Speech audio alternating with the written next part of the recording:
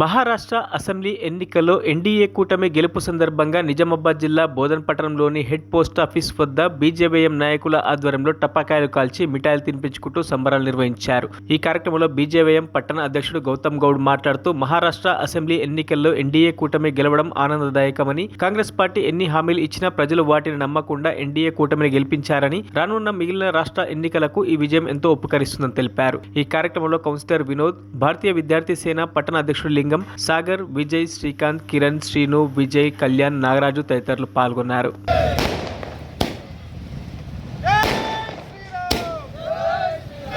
ఈరోజు మహారాష్ట్ర ఎలక్షన్లో శివసేన మరియు బీజేపీ మరియు అజిత్ పవార్ కూటమిగా ఏర్పడి 230 సీట్ల పైగా భారతీయ జనతా పార్టీ ఎన్డీఏ కూటమి విజయం సాధించడం చాలా సంతోషకరం.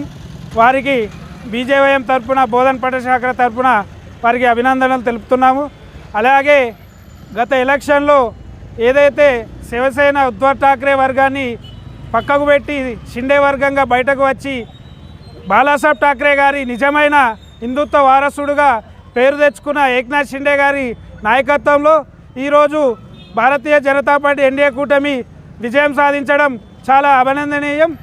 అలాగే రాబోయే రోజులలో ఇలాగే అన్ని ఎలక్షన్లలో ఎక్కడ చేసినా బీజేపీ ఎన్డీఏ ప్రభుత్వం రాబోతుంది. రాబోయే తెలంగాణలో కూడా తెలంగాణలో కూడా బీజేపీ కూటమి ఖచ్చితంగా విజయం సాధించి ఇక్కడ సీఎం సీటాన్ని చేదిక్కించుకుంటాం. ప్రతి ఒక్క కార్యకర్త, అక్కడ కష్టపడ్డ కార్యకర్తకు ప్రతి ఒక్కరికి మా ధన్యవాదాలు.